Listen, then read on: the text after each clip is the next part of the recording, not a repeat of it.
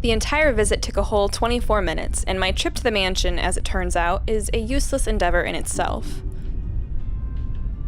Isabella's no longer there, left shortly before I arrived. Or at least that's what the few staff who saw her assumed. None of them knew where she went, but I can take a few guesses. There are only a number of places in Luxbourne she frequents, and while she's never been the complex kind, it doesn't really take a genius to figure it out. Still, it's odd she left on her own. She could have at least waited for Miss Cooper. It would have saved her having to pay the cab's fare twice today. And right after she was told to stay put! I mean, who does that? Oh, sod off! You don't own the road! In the end, all Miss Cooper could give me were a string of apologies for my trouble and a request to let her know when I find Isabella. The whole affair didn't even last long. I probably spent more time traveling back and forth. Soon enough, I'm weaving my way back down Luxbourne, worried sick, and on top of that, maybe a little annoyed. Whether at the unexpected turn of events or at Isabella herself, I'd rather not think about for now. Not when I'm already running late for Zachary's film. Besides, I'm perfectly sure that's where I'll find her. As one would expect, people are already gathered at the movie house when I get to it. The small avenue where it's located has been closed off early from any passing traffic to make way for the avid moviegoers who are sure to crowd the venue. I have to park almost a street away, wow, and walk the remaining distance because of it. Looking for them has taken a while in a crowd this big, but I eventually spot them near the entrance. Thanks to Zachary, mostly. And like I've surmised, Isabella's with them. I knew it. Wasting no time, I march over their little group. Words filled with concern tumble out of my mouth before I can stop myself. Isabella! Oh, thank goodness! Becca, you're just in time. An odd expression crosses her face as I hold it with both hands.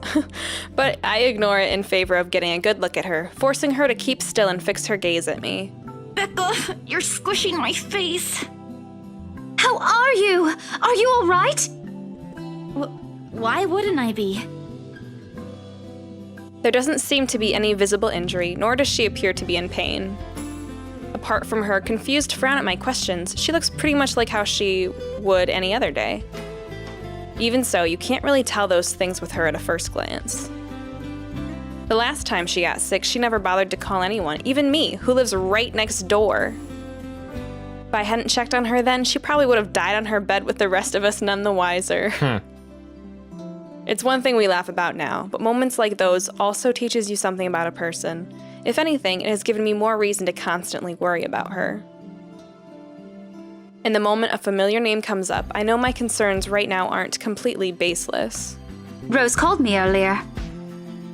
Her expression swiftly changes, and gently as she can, Isabella pushes my hands away. Yet even before she says anything, I already have a hunch how this whole thing will play out. Oh, no, everything's good. Rose covered for me at work today. That's not what I'm talking about. How's your head? Then and there, the whole conversation goes down as I've imagined. She dodges my hand when I reach for the back of her head, intending to check this said injury myself. Even makes a show of hiding behind Zachary just to avoid me. Instantly, what's supposed to be a simple inquiry dissolves into a shameless game of tag.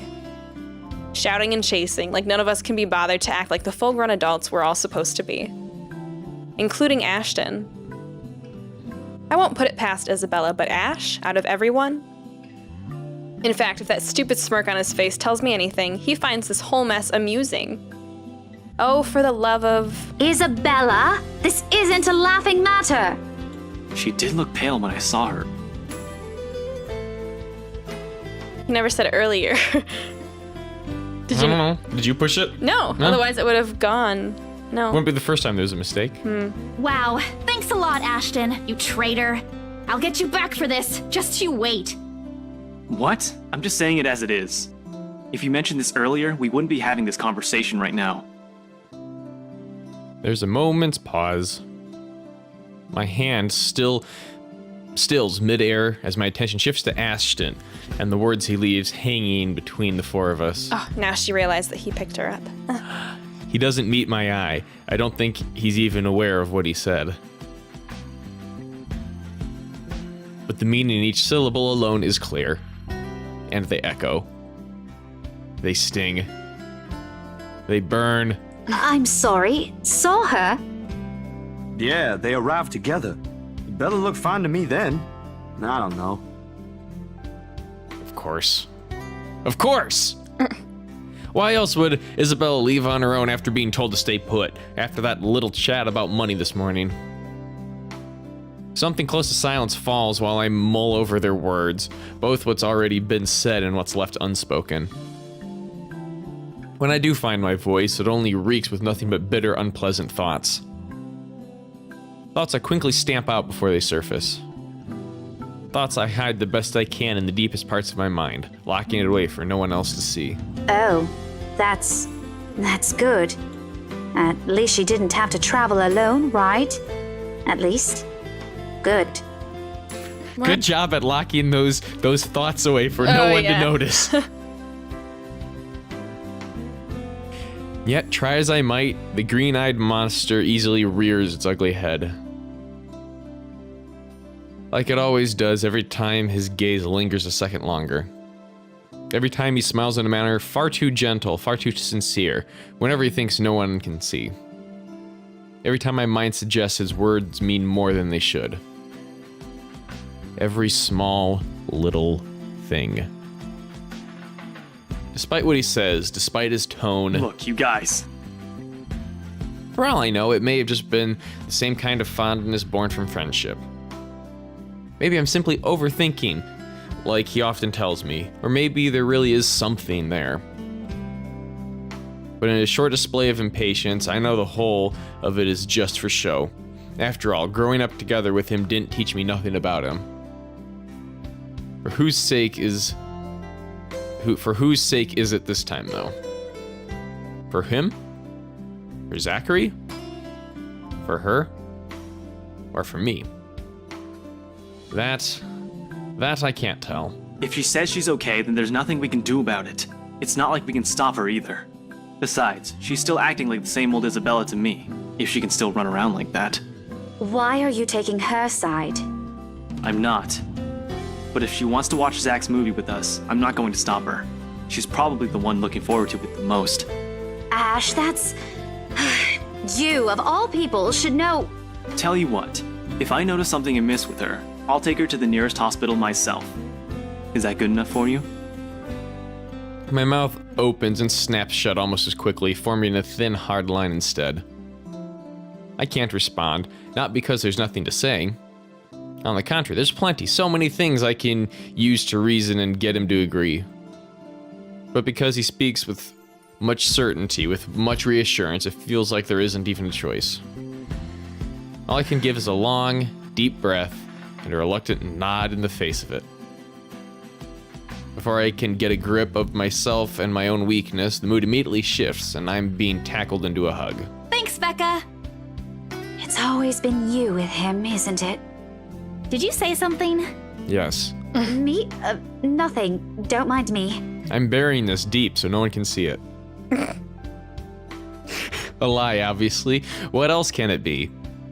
Each and every smile, a tiny effort to keep things as they are, or so I tell myself. Little do I know, this is merely a preamble.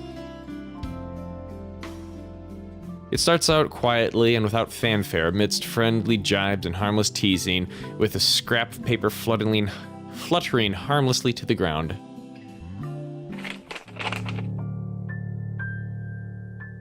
One that looks suspiciously like a cheap Halloween prank, no matter how you look at it. And yet, despite how ludicrous it all is, Isabella stubbornly insists, as if her whole life depends on acknowledging the truth in her story. Does she even realize how absurd she sounds now? Crivens, even my students wouldn't fall for this. Isabella, aren't you taking this a bit too far? She doesn't give me time to regret nor think over my choice of words. From there it escalates, grows into an argument too petty even for our standards as adults.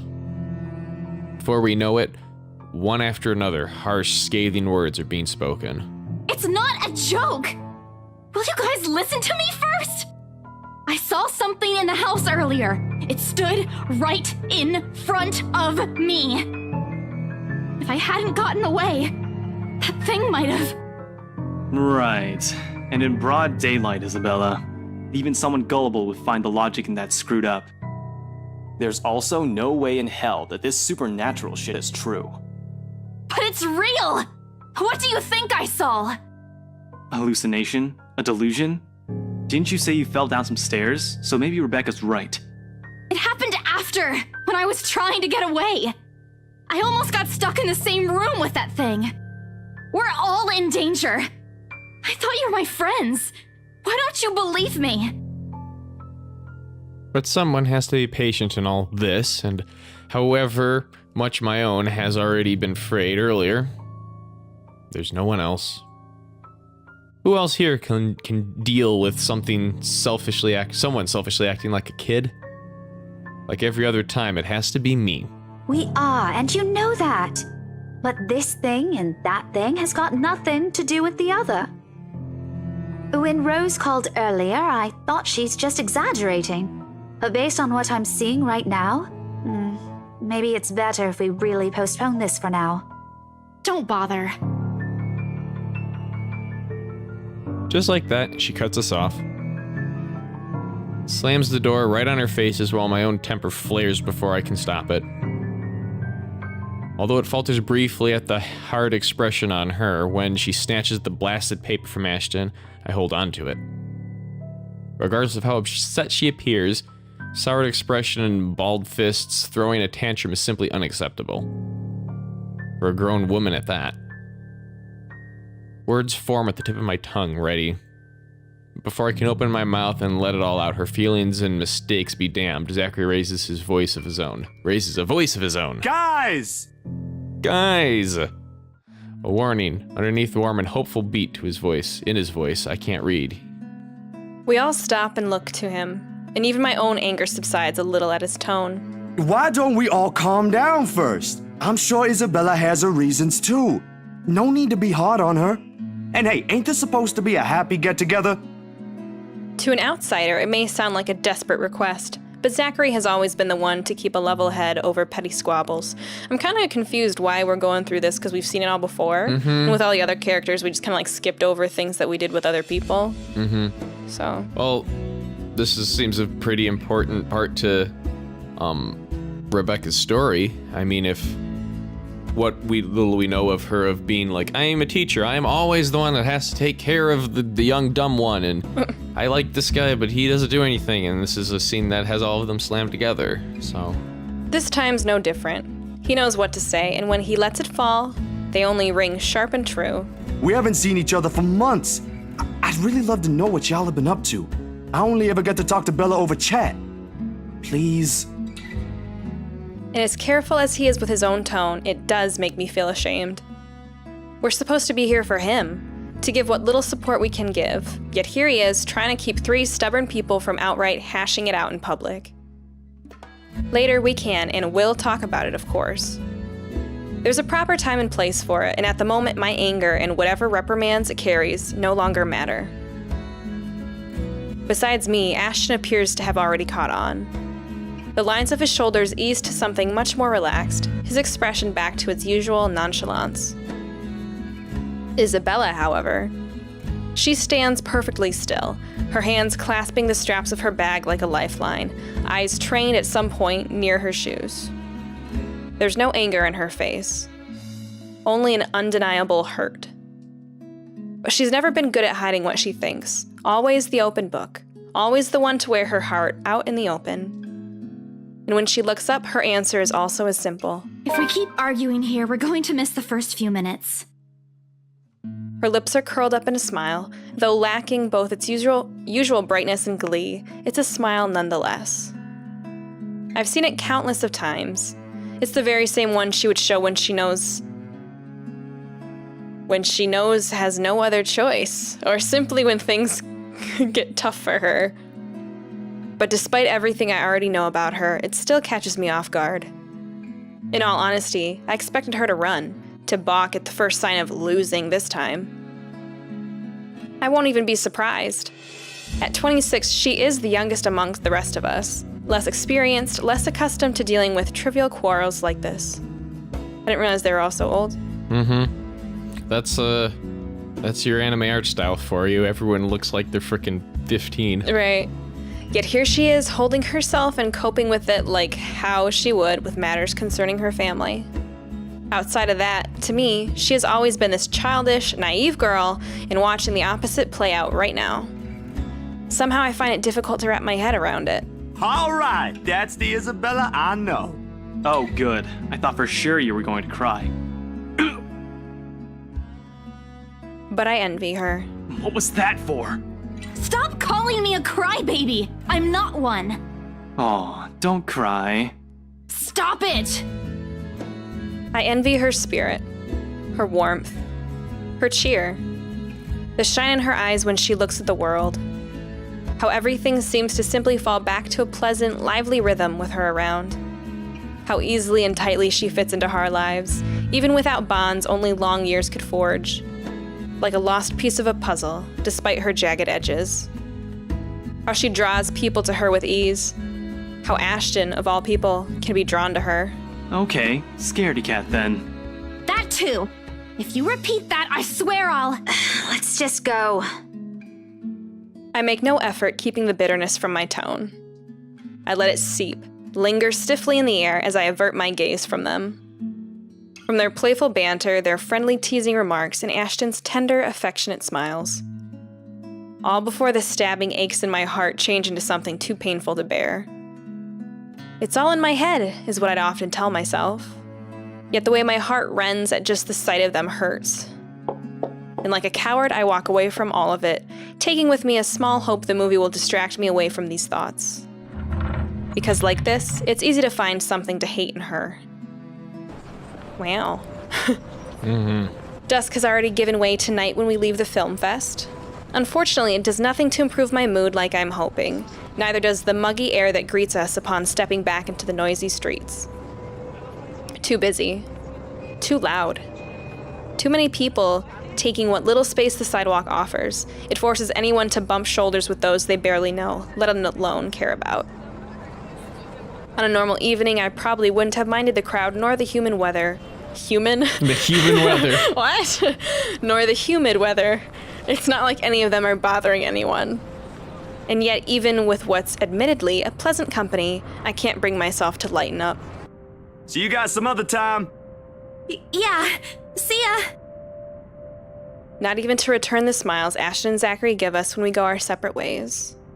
Perhaps this started with Miss Cooper's call, or earlier than that. Maybe even the moment I left bed this morning. Bloody hell, it could have been because of that sodding letter for all I know. I couldn't care less at this point. All I want is to get a warm bath, sleep, and wait for this dreadful day to end. Now, if only Isabella would stop babbling, then maybe this dull throbbing at the side of my head won't turn into a full-blown headache, too. Zach did a pretty good job with his movie, didn't he? Even though Ash said he ran into some trouble late into filming. But I knew he had it in him. It's not like I didn't believe he couldn't do it. I mean, did you see his face after the credits rolled? All those months he worked on this, and everything's finally... You weren't even watching. Only the first minutes. I watched the rest of it, I swear. Besides, Ashton was the one who wouldn't stop asking questions. Well, why do we still need to talk about this then? I liked it. Ash liked it. You liked it. Shouldn't you be telling that to Zachary in person? I'm sure he'll appreciate it better than I ever will. I know that, but maybe there's something you want to say? Zach had you check the scripts before he went through everything, didn't he? You also worked on it, even if it was only for a short time. Maybe you want to...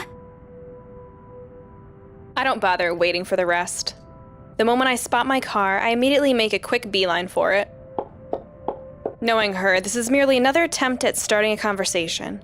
Just so we'll have something to fill the dead air, to replace the strained atmosphere we've somehow walked into. One thing, the very thing I'm not too keen to deal with at present. Behind me, Isabella also changes her pace to match mine. Her soft strides grow brisk and uneven in order to catch up. A small part of me half expects she'll suddenly trip. She's not the clumsy sort, but there are definitely times when she can be the least coordinated person on the planet. Becca, hey! Oh no. Wait for me! And people wonder why I worry.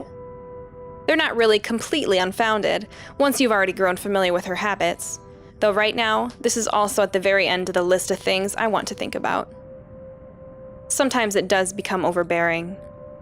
Even her voice as she calls after me sounds nothing more than background noise to my ears now. Rebecca, slow down, will you? Your car's not going to leave without us. We'll leave without you. The sooner we get on the road, the earlier we can get home. It's Friday, in case you didn't notice. I know what day it is, but the traffic's not going to magically disappear, even if we go there right now. I don't want to hear that from you. Didn't you used to complain how horrendous the traffic is back home for you? Yeah? But that doesn't have anything to do with this, Becca. Okay. What do you want to do then? Wait it out? Walk? I just want to go home, Isabella. If you want to stay out here longer, I won't stop you. But leave me out of it. I'm not up for any other foolish excursions tonight. I wasn't thinking about an excursion. I want to go home too. It's already late. It's just that you've been in this prickly mood since earlier. Prickly? Mm-hmm. I think she's trying to call her a prick. Rather than a gooey mood. Are you really okay? Was it the cold? Or did something happen at school? Do you want to talk about it? A long pause follows, and it holds everything she's been meaning to ask from the very start. I'm in no mood, but all the same, my hand stops short of unlocking my car, and my grip on the handle tightens. I can feel her eyes boring on me, waiting, hoping patiently for any answers I'd give. She's the same as Zachary. They're bad liars. But when you talk to people like them, if you're not careful, they often leave you with no other choice but to admit the truth. Those exact same ones I can't voice. Despite my lack of response, she pushes on, surprisingly. This time, her tone is quieter, more tentative than usual. Was it because of the letter? The letter. It's a well-meaning question, much like the rest of this talk, yet something in how she says it irks me. If it is, I'm really sorry. I didn't mean to cause a scene. I did see something in the mansion, though. I wasn't lying about that. Wherever she wants to take this, I no longer want to hear a word of it. Not at this time, preferably never. Especially when there are already a million other things buzzing and prodding inside my head. Sometimes my patience can only be tried for so long. Well, one of them is saying, I don't want to talk right now. The other is a complete lie. Right, I would go with the top. Yeah, right. Because then it's obvious, like, I don't want to talk. She's not just, I don't know, changing. Right. Yeah. I mean, it seemed rather adult of Isabella to actually bring up the fact that, hey, are you okay? Mm-hmm. Yeah, I'm not in the mood to talk. And during the open house, even if there were a lot of people around, there were weird things happening. Oh, but she just keeps talking. Oh, I guess we haven't said we're not in the mood yet. Yeah. I don't know if there was anyone else who noticed, but I heard things. Oh. I'm sure it wasn't because I fell down the stairs. Even before that, in the attic, Will you give the sorting letter a rest already? The effect is immediate. Abruptly, Isabella clamps her mouth shut. Hurt flickers across her face as she looks away, and her shoulders droop, all before the thought of holding back on my tone or how she'll take every word crosses my mind. When the realization does hit after, a twinge of guilt washes over me at once. But with all that has already been said and done, what am I supposed to tell her then? That I'm someone who can be so easily unsettled by my own assumptions? That the stupid sulk has been brought upon by some equally stupid jealousy? That the simple glimpse of her and my childhood friend together infuriates a part of me? What's wrong with saying any of this? Or that I wish I've been in her place during those times instead? True or not, I owe her neither of those. And if anything, she is the last person I want to know about it. Look here. I'm not in the mood for this kind of talk tonight. My head is aching and I'm tired. I don't want to hear about the dumb letter or the mansion or whatever it was you saw in the bloody attic. Just get in the car and we're going home. Sorry. I won't mention it again. If you're so worried about it, why don't you just throw the blasted thing away? You make it sound so easy. Because it is. Here, hand it over and I'll do it for you. Might as well shred it up while we're at it. I hold a hand out to her, though the gesture is without any expectations. She's nothing if not stubborn, and it isn't surprising when she turns the offer down with a swat of her hand. Rebecca, just leave it alone, okay? I get it. You don't want anything to do with it. Good. I hope that settles it. Yeah, just forget I mentioned anything. I'll figure it out myself. That makes me stop again. This time, I turn to look at her, searching her face for an explanation. But all she offers me is a sidelong glance and another one of those pained looks, before climbing on the passenger's seat and closing the door behind her.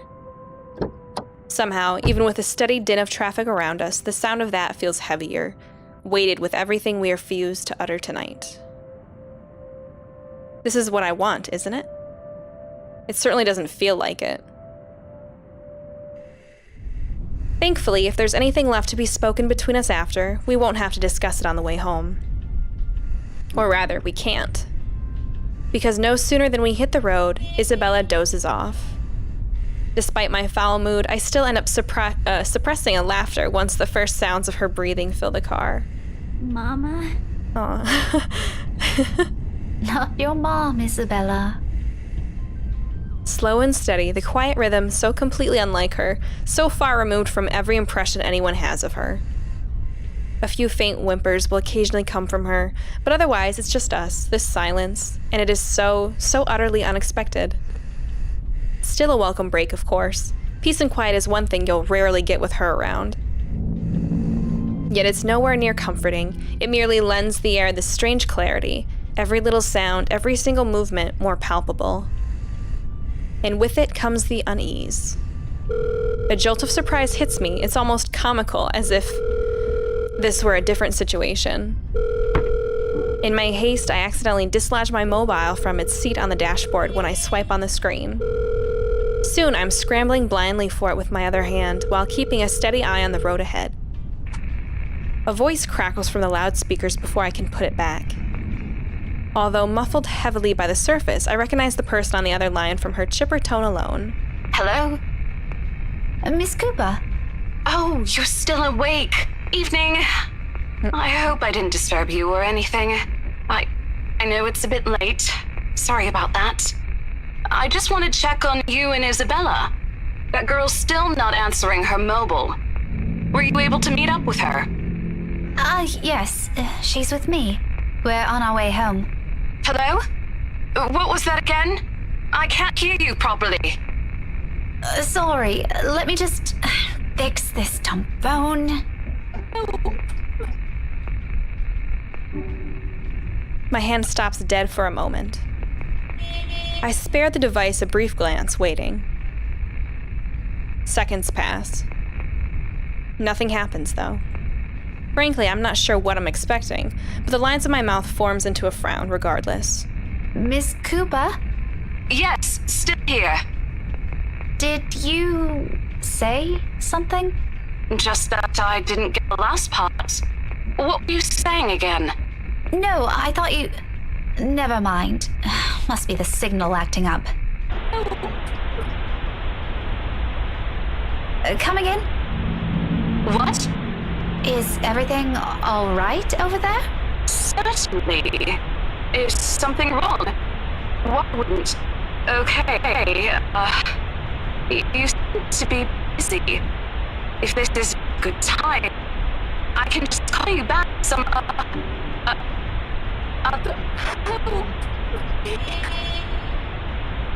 I have to make a conscious effort not to panic right then and there, although my tight hold on the steering wheel tells a different story altogether. Miss Cooper? Rose? Hey, Rose, are you still there? Only a burst of static answers me, and maybe this lapse is entirely because of exhaustion. It has been a long day, and I haven't fully recovered from last week's bout of flu, contrary to what I've been telling people. Though perhaps, had I paid closer attention to it, had I not been so occupied with other thoughts, I probably would have noticed earlier that it never came from my phone, but from somewhere right behind me. Oh! Ah!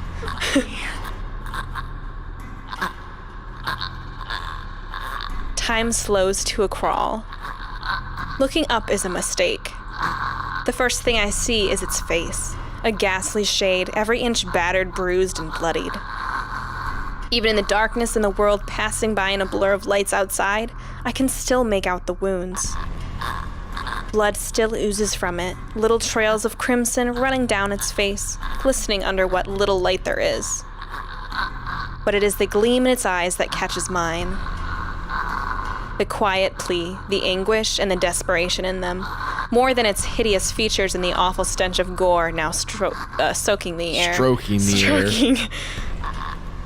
And try as I might, I can't bring myself to look away. Even as its lips contort into a horrific smile. Even as a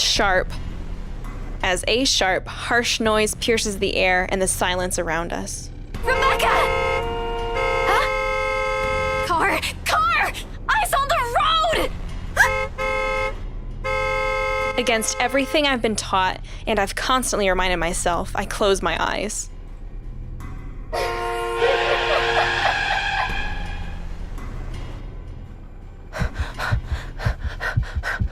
It's a brief moment. A short, vivid second of muscle memory and instinct completely taking over.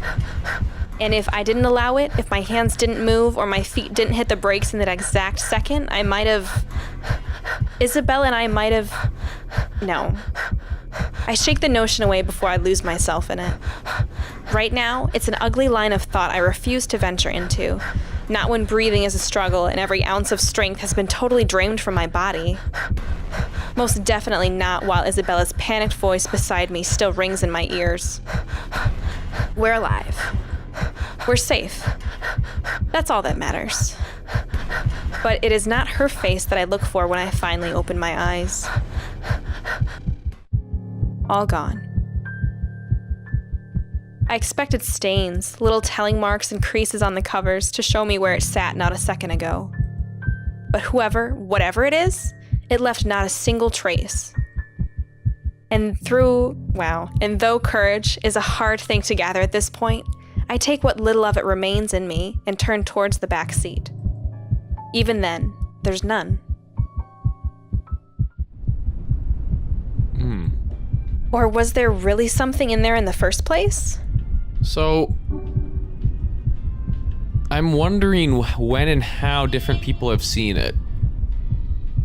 Because Zach first saw it looking through his camera lens. Yeah. Marianne, I don't know how she first saw it, but I thought she first saw it. It was in the kitchen? I think so. Not through the mirror? Oh. She did see it in the mirror, I guess, yeah. Hannah first saw it in the mirror. Isabella didn't see it through anything, though, so no, never mind. Okay, I thought there was something to that. With, like, lenses and lenses or glass or something, but... That's like the Harry Potter, the second Harry Potter book. The basilisk. Like, when it sees you straight through, it kills you, but through glass or whatever, it just, like... It's like the opposite of that. I know, but it's just what it made me think of anyways. Never mind. With how empty it is, I'm beginning to doubt it. Wow. This stupid flu again. I need a long rest after this. My hands fall uselessly to my sides, numb now. Numb from how taut my grip on the wheel has gone, yet still trembling from the unexpected rush of adrenaline. Against my ears, my heart still pounds in erratic rhythm, and my breathing hasn't slowed down. But the world has already righted itself without waiting for me, and little by little, second after second, as I sit here motionless, color begins to seep back around me. Along with it are the sounds and a voice, no longer the indistinct ringing it was earlier. Rebecca? Becca, are you okay? Answer me, will you? You're scaring me. You know what? I think we should just call a taxi since... Can you keep it down? Strained, harsh, and completely unintentional. But with heat prickling at the back of my eyes and the mild throbbing at my temple, I could honestly do with a little silence for now. Keep it down? We almost crashed, Becca. I know what happened. It was a lapse. I'm sorry. A lapse? You call that a lapse? Becca, I really don't want to end up a mangled mess on the side of the road, or a mangled mess anywhere. All I'm asking, if the time ever comes, which I hope isn't right now, is a peaceful death. Give that one to me at least. Not that I'm asking for it, but please. Isabella. Belle, you're overreacting. If you're so worried, why don't you drive? Don't have a license. I keep telling you to get one, didn't I? For the past 5 years. Do you see why now? I wasn't really expecting to stay here this long. I thought it'd just be for a year or two. All of a sudden, a pensive mood comes over her. Isabella looks away then, while what's left of my little lecture never crosses the tip of my tongue. I don't allow it to. Because in each of those words she let loose earlier is a small truth. Her stay has always been meant to be something fleeting. Earn some good money, go home. It's what she'd tell herself during the first year here. Now, half a decade later, I'm not sure if she still believes that. Even I'm not sure if I still believe it. And if there's something in her reasons that has changed along the way, even if I already have a hunch, it's one thing I'll never bother to ask. Those are hers to keep. I'll be careful this time, I promise. Just please, can we give this whole thing a rest for now? She nods, and that's the end of it. We spend the rest of the trip back to Salem well in silence. All thoughts of an overactive imagination playing tricks on a flu-addled mind and of smiles never meant for my eyes abandoned, if only for a brief moment.